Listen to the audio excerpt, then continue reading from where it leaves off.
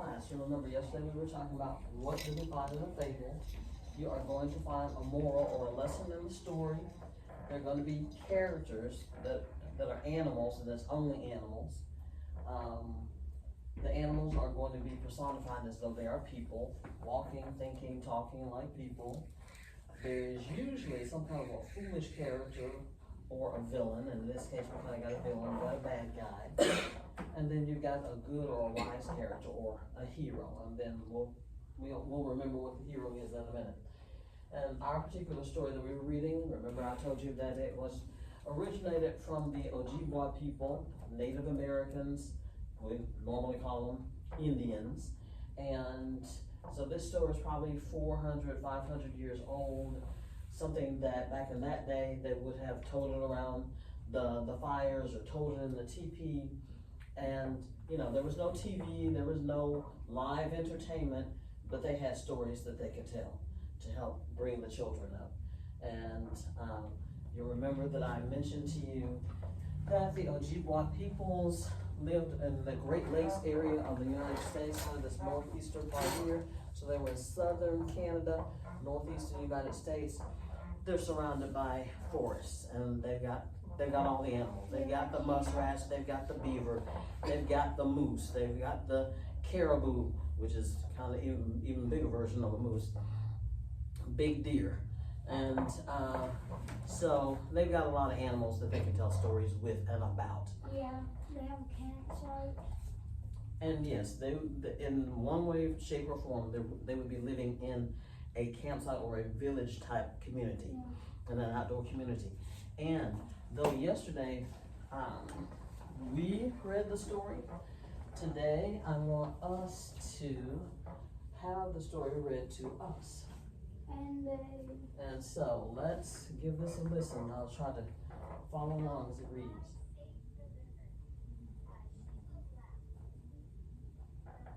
A river so beautiful that all the animals came to drink from it. One day, a giant moose came to this river. "He's so big," cried out a beaver named Barney. "Even bigger than Big Bear," added Betty, another beaver. "He sure is thirsty," noticed Marty, a muskrat. "He's drinking so much that the river is going down," yelled Mary, another muskrat. The animals grew worried. "Our beaver dams will be destroyed," warned Barney. "And we'll have no water to drink," said Mary. Big Bear, who had been listening the whole time, said, "Let's meet tonight and plan how to get rid of this pest." "Count me in," added Fly. All the animals laughed at Fly.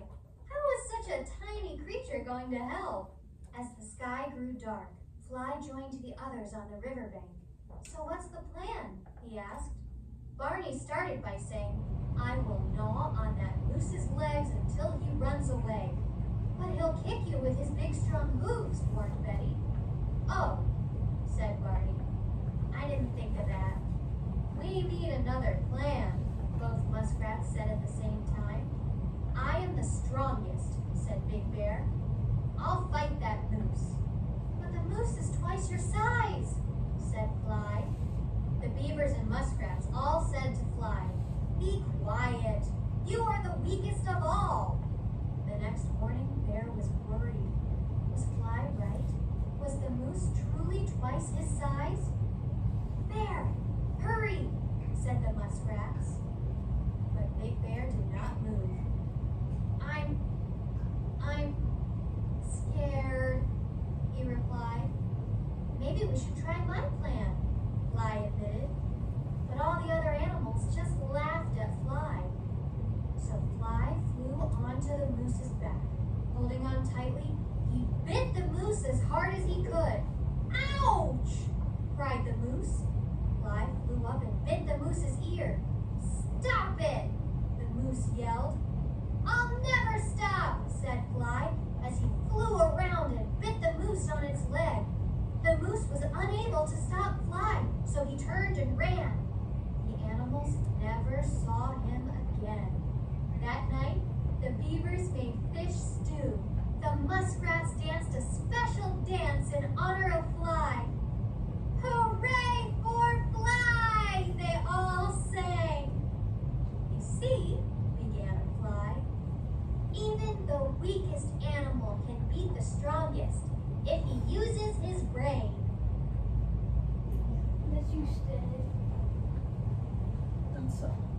want y'all to get in the huddle for a minute, and you can help him remember, since he wasn't here for all of this yesterday, to remember who our characters are.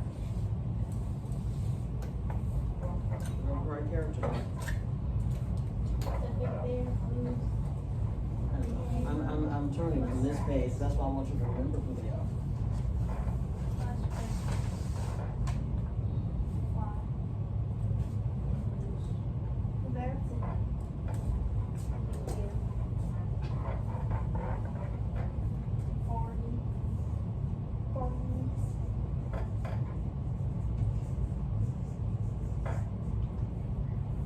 So, you said the big bear, the moose, the muskrats, and Fly. And Barney was one of the muskrats. Betty, I think, was his wife. And then where were they? Where was this taking place? In the woods. So that's our setting. Yeah, in the woods. And what's the major part of this woods then? The river. Okay, and so what is our problem?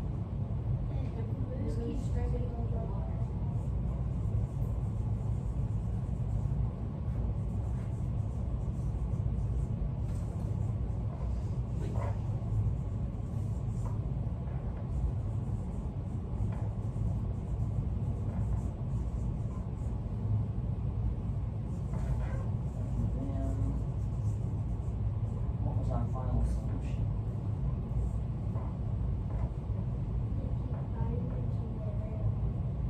Now, you wanna talk about that for a minute? Is that really the solution? How was their problem solved?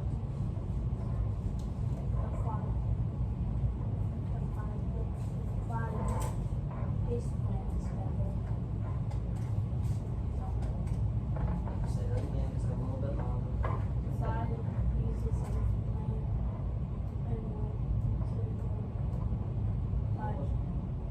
What was the fly's plan?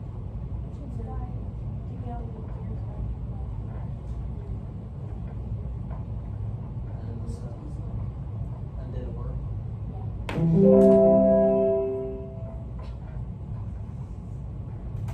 Is Ryder Tweedy in the room? Yes. Hello? Is Ryder Tweedy in the room? Yes, he is. Can you send him up prepared to leave? Yes, ma'am, thank you. Thank you. See you later, Roger. Thank you.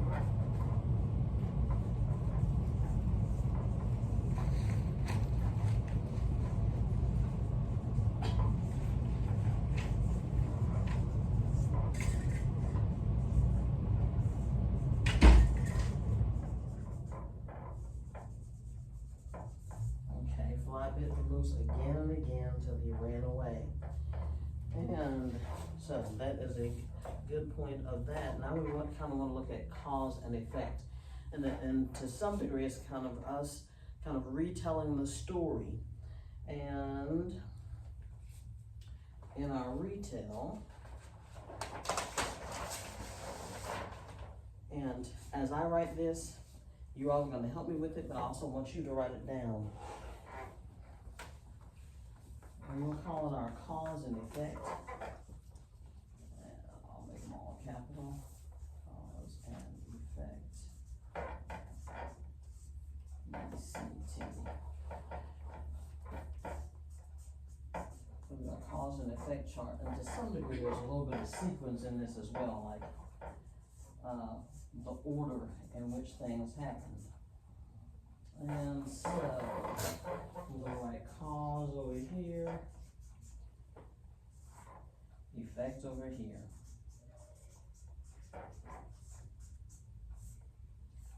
Okay, first thing, what's the first problem or issue that y'all just mentioned? But again, we're kind of going back through the story, kind of doing a retell. And so what was that first problem, the main problem that we're trying to solve? The moose. is The doing, He's drinking the water from the river, all the water from the river. Moose drinking all water, and I'm going to be writing sketchy sentences from river.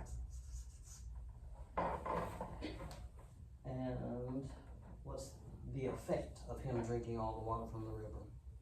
The animals, they'll have enough to drink water.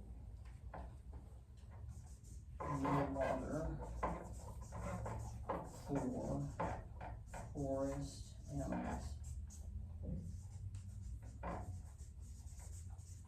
So he's, I don't see what's the problem with the moose drinking water.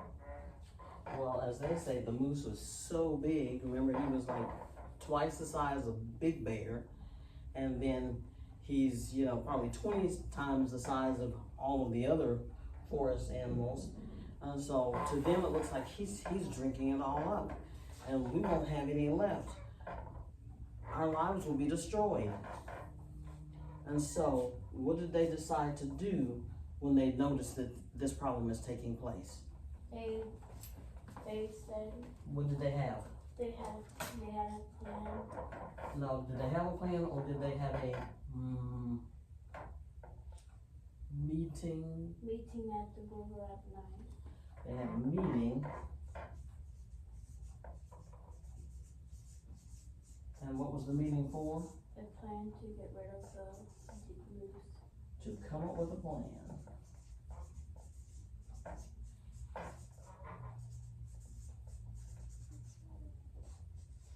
To get rid of moose.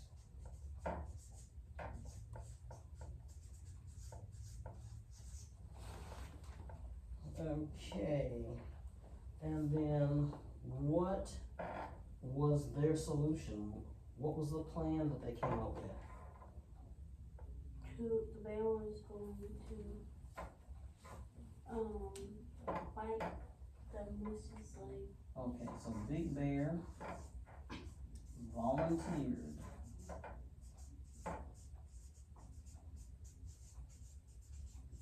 to fight.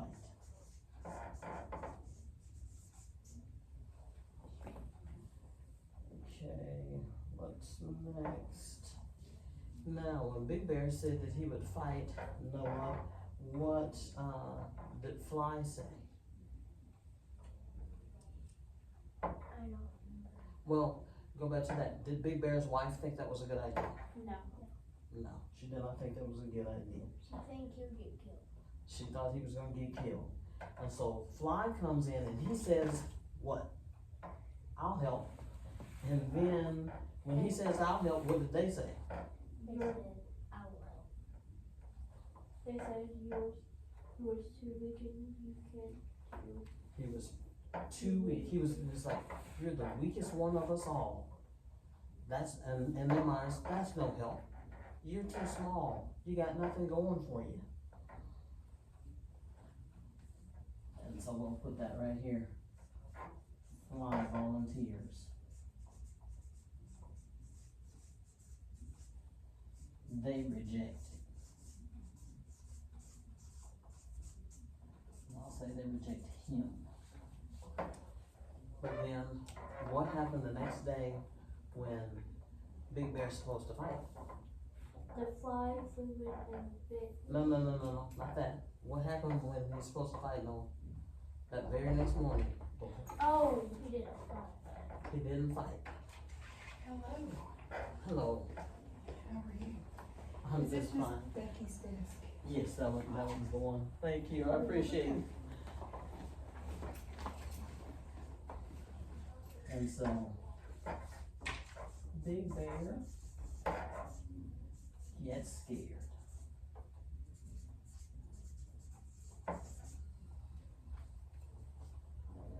What happens when he gets scared?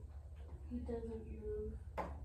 He stays where he's at. And so what does Fly do then, Noah? He goes up to the moose and starts biting. Then Fly attacks Moose.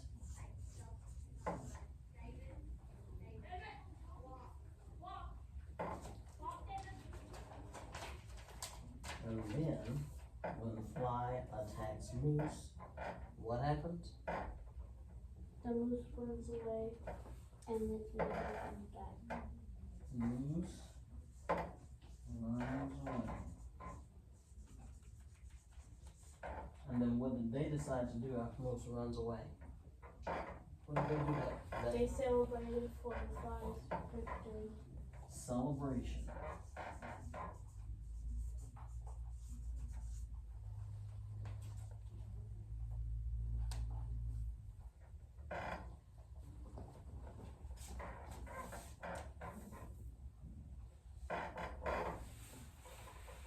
And then that leads to the last thing he said, which is, I want you all, oh, well, you can keep writing there for a minute.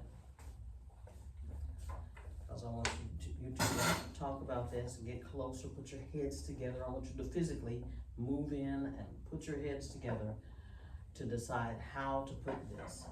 Because that leads to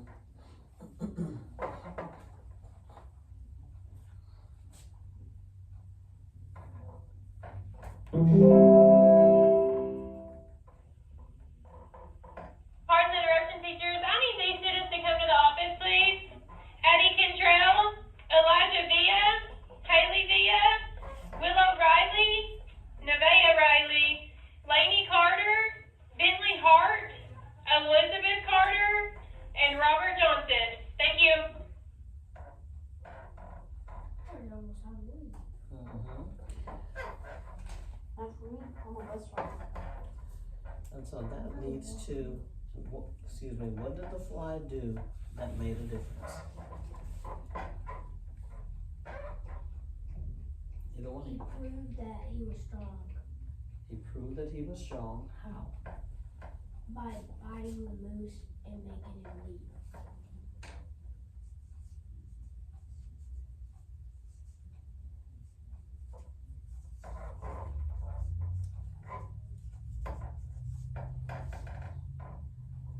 He proved to be strong, and I'll put fly here. Fly proved to be strong. And then what was he said? What was that last thing that he said? When they were saying hooray to the fly. What was it down here? This very last thing. You see, again, flies, even the weak animals can be the strongest if he used his breath. And so he proved to be strongest, not because he was physically stronger, but why? He was using his brain. Because he was mentally stronger. He was using his head. He was using his smarts. Sometimes you got to outsmart the enemy. Sometimes you can't go toe to toe with him. He may actually be a giant. He might actually be bigger than you are. So you got to figure out what's his weakness maybe. How can I get around him? How can I get around his size? Use what I have to my advantage. I use weapon. Hmm? I use weapon. Mm-hmm. And then that's going to be our theme.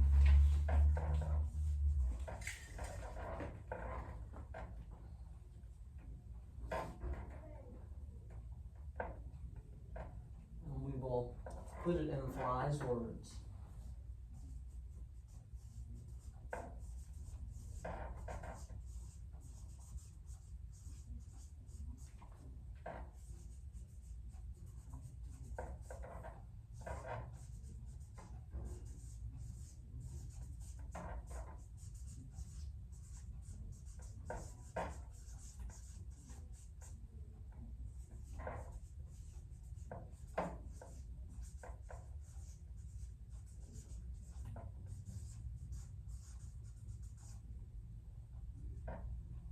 Put in quotes since that's what he said. Even the weakest animal can beat the strongest when he uses his brain.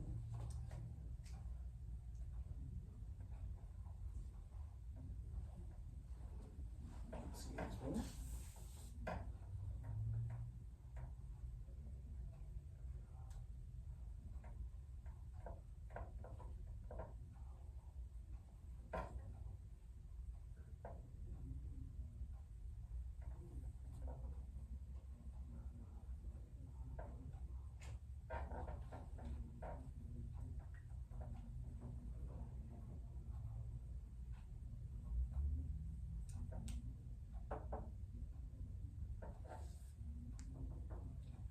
Now, since you're here, how can you put that in your own words for everyday folks like me?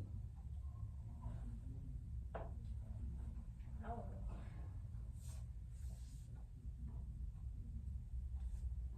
Exactly. My brain wasn't.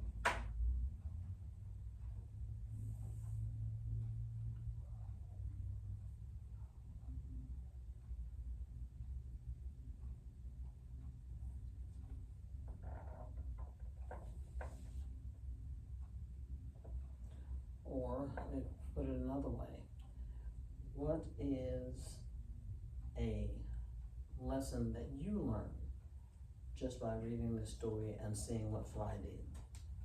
Seeing how improved he was to be like in the group with his friends How? by biting the moose and making him go back away. And he did that by showing them what? Improvement of him being strong and not being small, just like a small little fly. Okay. And then that's true, that's good, I like that. And as soon as Layla gets back, I'm gonna ask her that same question. And then, I think one last thing, we'll have you flip this over. And I'm gonna see if you can just write me a summary of our whole story and what this means to you. As far as what you just told me, the thing that you learned from what Fly had to say and what Fly did. Yeah, thank you.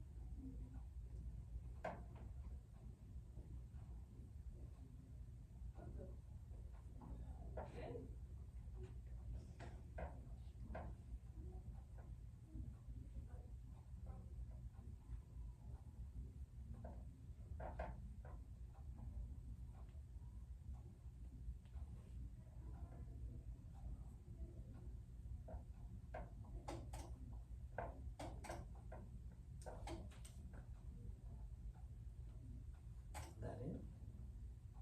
Nothing else to add? In that case, I thank you. You can leave that, cause I know you're gonna have to go in a few minutes, and so you can either stay with us or you can go, to your regular class if you want to. I don't mind if you stay with us. Stay right here.